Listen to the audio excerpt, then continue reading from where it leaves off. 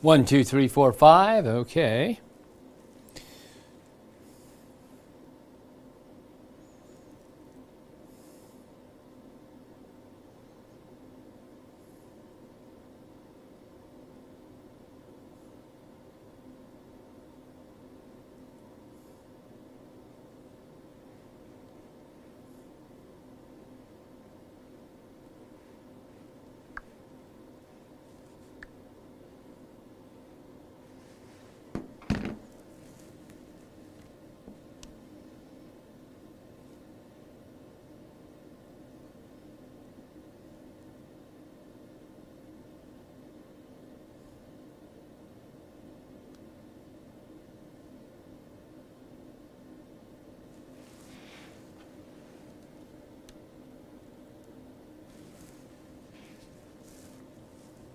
One, two, three, four, five. If you're watching, waiting on Facebook, this is meteorologist Steve Horstmeyer. I'll be with you in under 3 minutes.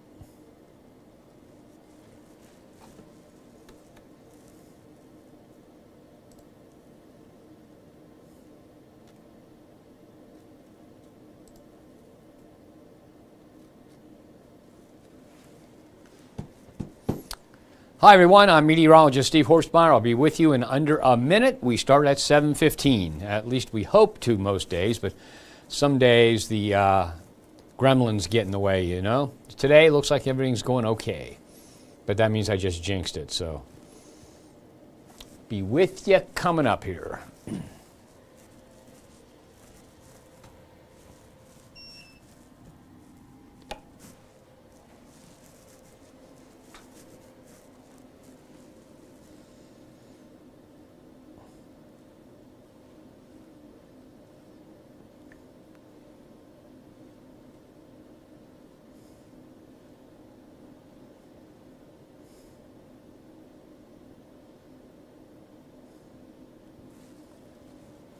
Okay, under a minute. I'll be with you in just a second here.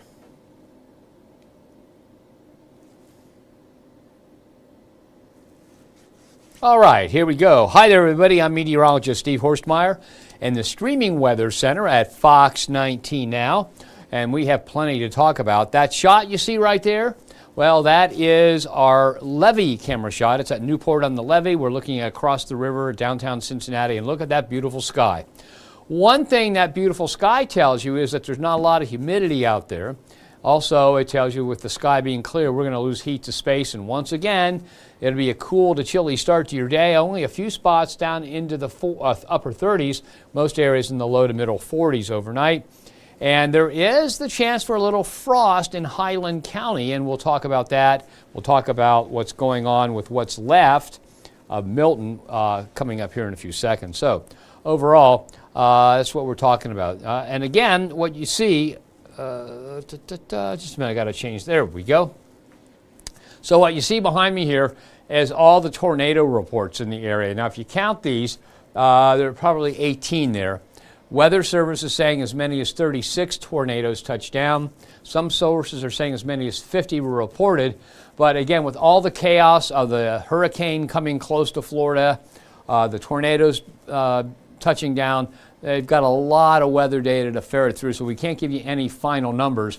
But just the video of some of those tornadoes makes you know that some of those tornadoes were definitely on, let's see, we're definitely on the warm side. All right, now we can go. I was on the wrong camera. I apologize. So still some flooding going on. So what's going on right now, this map shows you several things. One, lots of tornado damage around the area. Several people killed by the tornadoes, not the hurricane. They'll have to go through all the damage there, and they'll try and figure out what was hurricane damage and what was tornado damage and give it an EF scale. So the tornadoes are gone and done. There's no more of those, but there are people without homes because of that. We have these green, this is the river or stream flooding caused by the heavy rainfall, so that's an issue still. And remember, Florida's flat, so it takes a long time for that water to run off. As a matter of fact, I was talking to watching one of the emergency managers from down that way. And I forget which lake it is. Is it Lake Mary? Well, there's some lake that the St. Johns River starts in, flows north and out to sea at Jacksonville. It takes about 48 hours for the water to get from here to here. So with all the rain that fell in the center part of the state, it'll take a couple days for most of those areas to see that improve. Okay, so definitely, here this is full screen. The other thing you can see from this is we're not completely done with the hurricane circulation. What's left of the hurricane is out here now, but you can see the winds following the the clouds following the northeasterly winds. So there's still a little storm surge going on up around Jacksonville, under 3 feet though, so it's nothing big, and this will eventually pull off and things will calm down completely. So clean up from the storm surge flooding, the rivers that are flooding now and other low spots, and since Florida's so flat, it takes a long time for that water to drain off. Damage from the tornadoes, damage from the hurricane winds, and still a little flooding going on in the northeastern part of the state, but that's all minor. So again, very, very busy weather there. So, and we've got a lot going on here too. So here's our tower cam shot looking at downtown Cincinnati. And once again, you see that cloud-free sky down to 66 for the official temperature at the International Airport.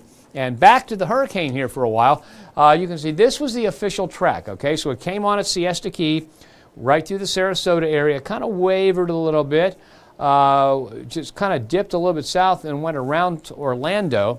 And then on out to sea, and these are the current scattered showers out there, so just a few scattered showers left and no big flooding rains anymore. And it was quite a hurricane. Luckily, it picked up speed, so it didn't dump as much rain as it could have, but there was a lot of rain dumped out there. And take a look at this. This shows you where the heaviest rain is. You can see that stripe right there in the middle of the state from Tampa basically over toward Daytona Beach. And that is where the heaviest rain was. Now this is radar estimated rain. It does a pretty good job. Not as exact as using a rain gauge, but it does a pretty good job. So let's go ahead and zoom in and get some idea of where this is. So now you can see that the heaviest rains here fell from offshore of Tampa, in the Tampa area, along I-4, almost to Orlando. Took a little break around Orlando. I guess the magic of Mickey Mouse helped out. And then picked back up, and there was quite a bit here where I-95 and I-4 meet. There was an area just south of Daytona Beach where there was a lot. And so sometimes the radar estimated rainfall agrees with the rain gauges, sometimes it doesn't, but there was pretty good agreement in this case. So let's go ahead and take a look at some rainfall amounts that were estimated by radar. Okay, so that area that you see offshore there, right here, 16 inches, estimated 14 inches, and this is near along Interstate 4 to the east of Tampa.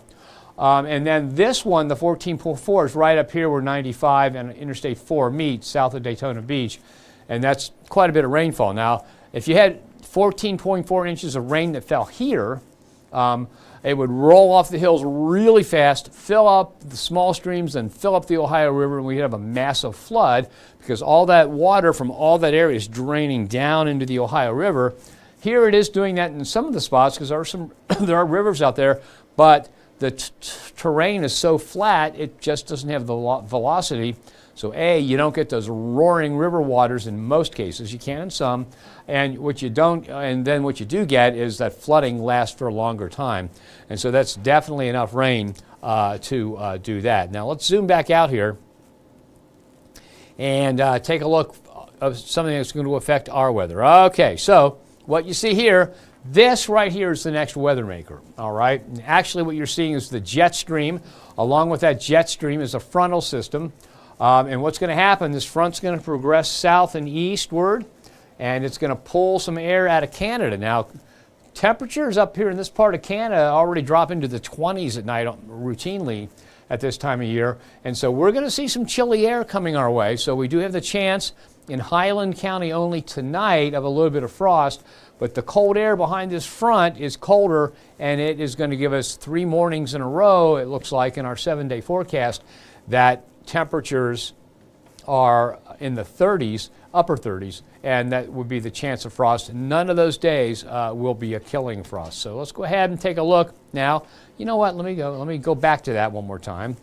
Okay, and the reason I want to go back here is that I want to go to full screen first. Now, you see that cloud cover. Now let's, at the last frame, let's change over there, and you can see that the model has it exactly right. Now, the difference between the model and what you see on radar and satellite is that the models don't have the resolution.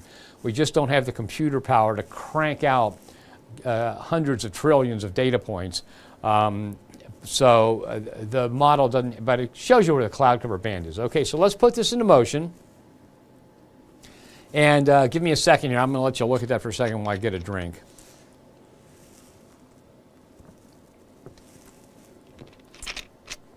Okay, I'm back. So let's put this into motion and watch the cloud cover progress our way very quickly. Crosses the entire country, moves to the east, and by Sunday morning, we've got a few showers in and around the area you see there. Okay, now that shower activity, because models are, I mean, the system could slow down or speed up. So we're thinking late Saturday night into early Sunday morning. This is 6:30 a.m. We've got the chance for a few showers. Okay, not much. Not enough rain to cause flooding, not enough rain to cause you to cancel any of your outdoor plans, and then again, not enough rain to really make a difference. And we take a look at that again. As we go through the day on Sunday, a few more showers could pop up. So the chance for a shower or two Sunday, Monday, and on into Tuesday, but most areas not getting rainfall. So no planned cancelers, no all-day rains, or no washouts coming our way. So in the cool air that's over us now, Highland County has been put under a frost advisory until 9 a.m. tomorrow morning. That includes all of Highland County. And again, you've heard me talk again about, excuse me, about cold air drainage. So because the ground cools off faster than the air near the ground gets cooled by the air. So just think of it this way. If you've got an ice cube here and you lay your hand on it, because your hand's on top of the ice cube, it gets cooled off. Same thing with the cold air. The cold air is in contact with ground that's ground and soil that's cooler than it, and it makes it more dense. And so the cool air in contact with the ground tends to flow downhill because it's more dense and accumulate in low areas. So tonight in Highland County, many of those low areas, many of those valleys may end up with a touch of frost. Not a killing frost, but enough frost that you'll see it and you'll be aware of it. Okay, and in addition then, tonight, my voice is going. In addition to that, tonight, you see that green, ribbony looking stuff in the background? Well, that's what an aurora looks like. Auroras can be several colors, but typically they're forecasting this one to be green. It happens when oxygen and nitrogen molecules in the atmosphere interact with the solar wind particles. Now, the solar wind particles, I thought, you know what, let me stop down the computer because I thought I put the explainer in here. Okay. I did not. Okay, so I'm going to start with the explainer, and then we'll go back to that graphic again. So here's what happens. The sun, of course, is a big hot ball of nuclear fusion, and so a lot of stuff gets put out by that. So what causes the aurora or the northern winds, or the northern lights, is this. Okay, that's the magnetic field of Earth, okay? So the magnetic field, it's just like a regular magnet. There's a North Pole, there's a South Pole, and the magnetic field lines go like that, okay? And remember, when we talk about magnetism, we talk about electricity, years ago they merged them into one. It's electromagnetism, and so it's easy for a charged particle from the sun to interact with charged lines of the magnetic field. All right, so if we zoom out a little bit here, you'll see now, you're not going to be able to read all these little boxes with text in them. I did post the final frame of this particular graphic to X to Threads and to my Facebook account, so you can find it there if you want to look at it in more detail and get that explanation. Okay, so the solar wind is literally the charged particles flowing away from the sun and interacting with the magnetic field of the Earth, and a coronal mass ejection is what they call it, CME. Okay, it means a big mass of charged particles ejected by the sun because of a solar disturbance on the sun, and they not just head to the Earth, but they head out in all directions from the point of that. And they flow to the Earth and they begin to get deflected by the lines of the magnetic field. And because there's electrical charge here, these particles are charged oppositely in some cases, they tend to attract each other, and so these will follow the magnetic field lines. And so what happens next is, there you see it full screen. Okay, what happens next is this. Okay, you see the particles following the lines of the magnetic field, and those lines of the magnetic field then direct some of those particles into the polar regions. And so because the magnetic field directs the charged particles, or the solar wind, in this direction, they come into the atmosphere at the North Pole, or near the North Pole anyway, and when the gases of the atmosphere interact with the charged particles that have been guided there by the magnetic field, you get that glow. Okay, in other words, you get gases in the atmosphere, the electrons being energized, and so and for those of you that have studied the atom, if you don't study the atom, literally the electrons gain enough energy to jump to another level of energy, and that lets out this light. Okay, so when charged particles, the solar wind comes from the sun, they are guided to the poles, the particles are, by the magnetic field. When the charged particles interact with the atmospheric gases, and mainly oxygen and nitrogen, you end up with an aurora, okay? And in there you can see a little bit closer look at that. And again, I know you can't really read that text, but take a look at this exact graphic. I've just got a still of it, the last frame, on X, Threads, and Facebook. Okay, so now what happens, and you don't see this part of it. You don't see these are the particles that have been, these particles here in this, that have been guided to the north and south poles by the magnetic field, and you don't see those. It's not like you're seeing a meteor shower, because these are itty bitty bitty little things. But when they interact with the gases of the atmosphere, they're energized, you get this glow, and they can be red, green, blue, and pink. Okay, and that means they interact with gases at a different level and things like that. But it's mainly oxygen and nitrogen, and so there you go. You get the solar wind giving us the northern lights, or the aurora borealis. Okay, and then this is what you'll see if you take a look at this on Facebook, Threads, or Twitter, X. You'll get all this. It gives you all the explanations. But here, and these are based on altitude. If it's a red aurora, the interactions are between the particles and the gases taking place above 200 kilometers, or above 160 miles.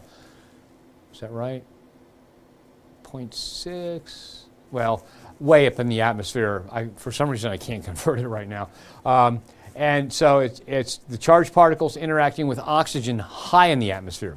A blue aurora is 100 to 200 kilometers above the surface, and that is the charged particles interacting with nitrogen molecules.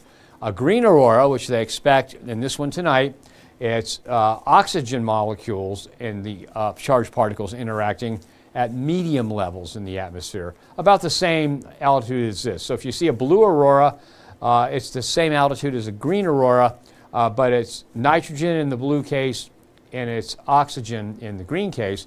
And then a pink aurora is when nitrogen interacts with the charged particles below 100 kilometers, so below 60 miles up. So all this is really high, but the lowest one's the pink, but the green is what we get, and that's the most common aurora that occurs, because when you get way up here, the number of molecules is so small because the atmosphere is so thin, they don't glow as brightly, and they're much, much harder to see.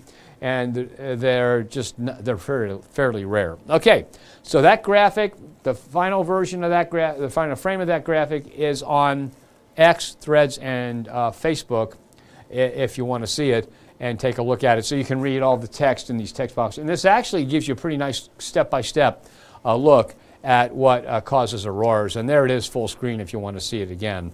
So tonight, a much better night and a much better chance to see the aurora. Okay, now, the last time we had the aurora forecast, it was basically a 6 to 7. Now the Space Weather Center, part of NOAA, says strong to severe. So there should be a really good chance if you get to the darkest spot you can get to, you look to the north, it should be from moderately to high in the sky, it should be fairly obvious. You don't have to shouldn't have to search for it. You should be able to see this anytime starting, well, the sun's down, so once sunset hits, and it gets better and better as you get into the darker part of the night. So if you wait about an hour after sunset, you should be able to see it to the north. But you need to get into a dark area because a lot of city lights will just mess it up. Okay, and so that's tonight, an aurora.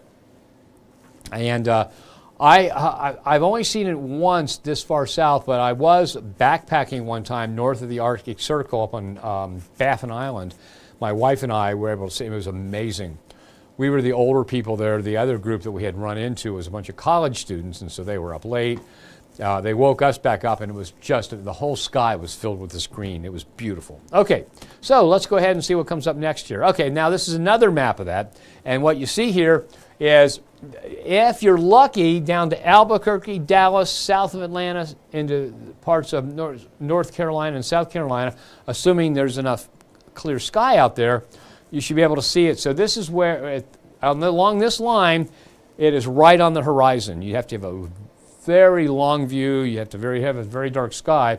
But once you get up into the green here, it is pretty high in the sky. So we are kind of on the edge of that. Actually, high in the sky extends all the way down to about Lexington. So it should be a pretty good view. And if you can get to a dark spot, it should look pretty nice for you. And you might even be able to take a few photographs of it. Sometimes it's hard to do that, but you might be able to do that. And there it is once again. So we are kind of on the edge of the visibility high in the sky, but it won't be that low, and it should be a pretty good chance to see a nice aurora tonight. And again, that's any time from a little bit after sunset, okay, until we get into the early morning hours. And the sun set at 7:06, so it's been down for a little while. So by 8 o'clock, you might be able to see it. What'll work better as it gets darker and darker. So temperatures now in the 60s and upper 50s around the tri-state. Here's what it looks like at 10 o'clock. We've got temperatures in the low 50s. Notice all the 40s in the area and a few 30s, so upper 30s to lower 40s for the morning commute. Right now 66, by 11 o'clock 52, so we drop 14 degrees. And it's going to be kind of chilly, so if you're out late, keep that in mind. You might need a jacket. Down to 44 overnight, sun's up at 7:43. Excuse me, give me a chance to take another swig of Diet Mountain Dew. So what you're looking at is today's drought monitor.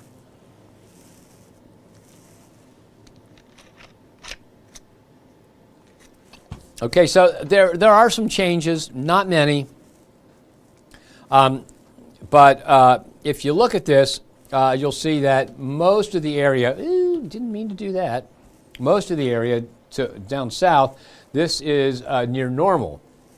And this is abnormally dry, and there are just a few spots like northeastern Warren County, northeastern Warren County and northern parts of Clinton County that are under moderate drought. Now, it's probably going to begin to get worse again. I think by next Thursday, when the drought monitor comes out, we'll see more dry areas because we don't have much, if any, rain in the forecast. The good news is that this time of the year, with the cooler weather and the shorter days, so less sunshine even on a sunny day, you don't get as much evaporation out of the soil.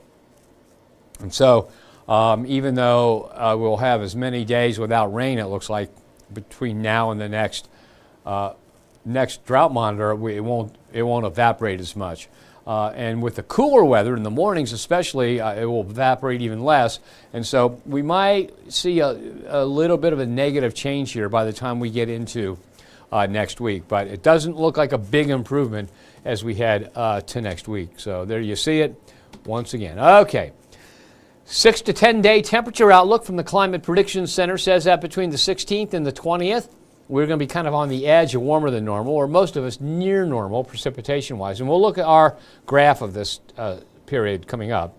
That warmer than normal weather progresses eastward, and so we're definitely warmer than normal through the 24th. And then this graphic will be updated tomorrow. This is the one that's only updated once a week, every Friday. And the one that was released last Friday has us warmer than normal from the 25th through the 7th of November. And that means that we have got, we've probably got warm, dry weather to contend with until we get into November. All right. And then if we take a look at the precipitation outlook, the 6 to 10 day precip outlook says it'll be drier than normal through the 20th, drier than normal, but a little bit less drier through the 24th, and drier than normal through November 7th. And again, this is the one that is updated. All right. So the 7-day forecast looks like this. Tonight's low 44, high tomorrow 73, 50 and 80 on Saturday, 58 and 78 on Sunday. Slight chance of a shower Sunday, and it will be breezy. Slight chance of a shower Monday and again Tuesday, but I want to emphasize slight. Don't count on it. Then Tuesday, Wednesday, and Thursday mornings, we will have low temperatures in the 30s, so 39, 37, and 38. And each of those days, there could be a few spots around the tri-state that get a touch of frost. So we do not see a killing frost, not at all. There's still too much heat left and everything out there, but we do see the chance for a few pockets of frost. When we get to beyond the 7-day, notice that we've got a few days up into the 70s, but up through the 24th, it's going to be a little bit warmer than normal, it looks like. And again, still not much rainfall. We still have a chance of rain on the 23rd and the 24th. Now, here's the summary of the next 14 days. Okay, and you can see the high temperatures do dip below normal for a few days there and then come back up above normal. Not a lot above normal, but above. Same thing with the lows. They dip below normal for quite a while. And, excuse me, you can see the 3 days there in the upper 30s. And then it does warm back up to above normal as we head to the end of beyond the 7-day forecast. So a typical weather like that coming our way. And wanted to mention to you, yesterday we talked about the La Nina pattern that seems to be forming very, very slowly. Let me see if I still have the graphics there, because they came out with a new update today from the Climate Prediction Center, and I was saying that everything was leaning toward a short, weak La Nina, and I think that is going to be the case, and I think they agree with us now. So let's go ahead. This will load here in just a second. We'll look at this map once again. Okay, and then I'll get to some comments on Facebook. Okay, so what we're looking at here is sea surface temperature anomalies. In other words, this is departure from normal. Blue is colder than normal water. Red is warmer than normal water. And if we take a look at this closer, the La Nina and El Nino part of the system is right here along the equator. This is the country of Ecuador. The equator goes right through there. And so we've got all the way out to the center of the Pacific, a little bit to the west of the date line. You've got much of the area colder than normal, so it does look like a La Nina is beginning to form. But the climate prediction scientists just thought a month ago that it would form more quickly and be stronger. It's just not doing that. So we are getting colder water along the equator in the Pacific. But look what's happening here. This is the graph of how that's happening. So back in July, they saw this trend forming and thought, oh, here we go. It's going to be a rapid change into a La Nina. Then we got into August and it kind of stalled a little bit and dropped off a little bit more. Then as we got into the end of September, it kind of stalled again. And so it's a slow progression into the La Nina pattern. And the important thing about this is what's going to happen in December, January, and February, and you may want to include March also. But looks like the La Nina pattern will bring us slightly more precipitation than normal in January, slightly more in February, and then and more than normal in March as spring begins. So we're still looking at the chance for a good soaking weather pattern as we head into spring and we get into the months before the growing season. And we'll talk more about this as it continues to develop. Okay, now let me go to Facebook, answer some questions here. Okay, so we've got Susan Wally says, hello. Hi, Susan. Sarah DeWitt says, hi, Steve. Hi, Sarah. Hope you're doing okay. And so does Brenda K. Barnett says, hello.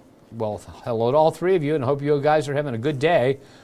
And I hope anybody that you knew in Florida, or if you have any property down there, I hope it's okay. Yeah, Melvin Stonetree says he knows it's going to be cool this week. Oh, and I just said that then Susan Wally said her cousin had minimal damage where she lives in Florida, but they still don't have power. So that's going to be an issue. They told some parts of Florida that it may be 3 to 4 weeks without power. And they'll probably get it done faster than that, but they just want to make sure everybody understands how big of a task it is. Molly Purcell Pollock says, nice, beautiful day again. Okay, and she says she has friends that are safe down in, safe down in Florida. And one of the Northern Lights tonight.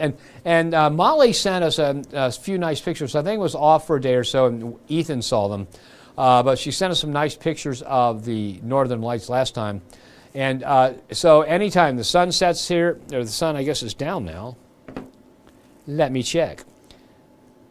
Yeah, sunset was at 7:06, so it's been down for a while. And as it gets darker over the next hour, you should be able to see them at any time, Molly, to the north, as long as the Space Weather Prediction Center's forecast was accurate. And Molly said her cousin had minimal damage. That's really good news. Yeah, bring on my Mountain Dew. There it is. Okay.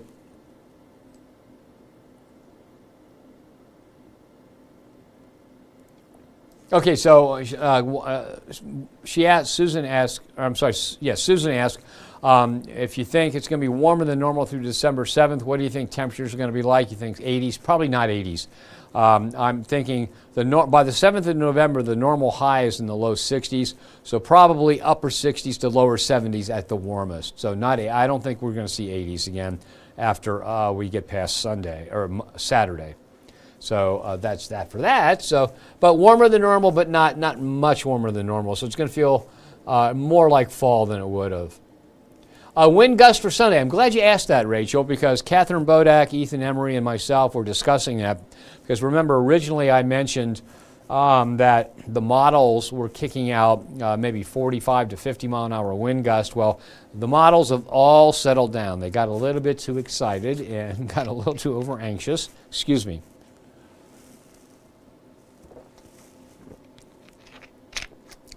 So they got a little bit over anxious and predicted winds that were too high.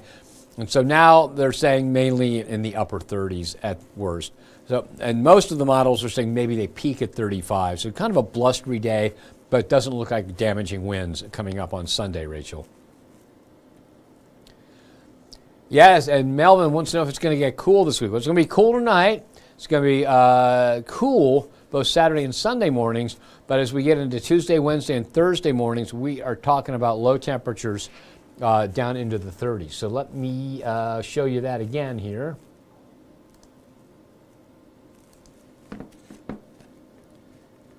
And let's see, probably best to take myself out of the equation here. It'll pop up in a couple seconds and I'll give it to you full screen. Okay, so here we go. Here's that 7-day forecast again. So we've got a low tonight of 44 officially, but over in Highland County it'll be chillier with that frost advisory in effect. And then we're looking at lows Tuesday morning, Wednesday, and Thursday morning in the upper 30s. So just kind of on the edge of cold enough for being frosty out that way. So we are definitely talking about some of those valleys those 3 mornings being on the frosty side. All right, let's see now, where are we? And that's the end of the comments. So we just looked at the 7-day forecast. Let's go back and take a look at beyond the 7-day, in case you just joined us late and you missed it. Here it is. Give it to you full screen. And there you see. So the 18th through the 24th, notice that the high temperatures peak at 73, and by the 24th of the month, it's down to 66.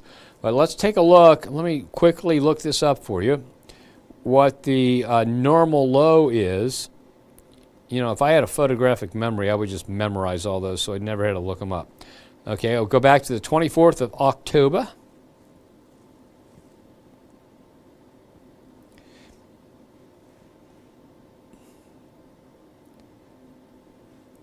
You know, all I've got to do is be able to hit the right button, but that seems to be harder and harder lately. Okay, so the normals for Cincinnati. Oh, I tell you what, I have more trouble with an iPhone. It's got to be me. Okay, so let's go there one more time. All right, now we got them. Go to the October section, and for the 24th of October, the normal high is down to 63. So when we talk about, and when we get toward November, it gets even lower, but when we talk about warmer than normal on Thursday, the 24th of October, that's warmer than normal by 3 degrees. So we're not talking 80s. We are definitely talking maybe a few days like you see there on the beyond the 7-day in the 70s, but I think mostly in the mid to upper 60s. Okay, and then we can go on and take a look at the 7-day plus. There are the high temperatures and the lows. There's the normal high line, there's the normal low line, and you can see we do dip below normal for the 14th, 15th, and 16th, back to normal on the 17th on the high side, and then we're warmer than normal for a while. And when you take a look at the low temperatures, we're right at normal on the 14th, but the 15th, 16th, 17th, 18th, we are cooler than normal, back to normal on the 19th, and then warmer than normal through the 24th, and that pattern will more than likely continue on into November. Okay, well, that's it. Thank you for joining me. I've got to stop now or my voice won't be any good for the 10 o'clock news. I thank you for joining me. Hope you got the questions you had answered. And we'll do this again tomorrow. Usually on Friday evening, it's meteorologist Ethan Emery. But we've got kind of a weird vacation schedule going on, so I'll be here tomorrow at 7:15, and we'll do this all again.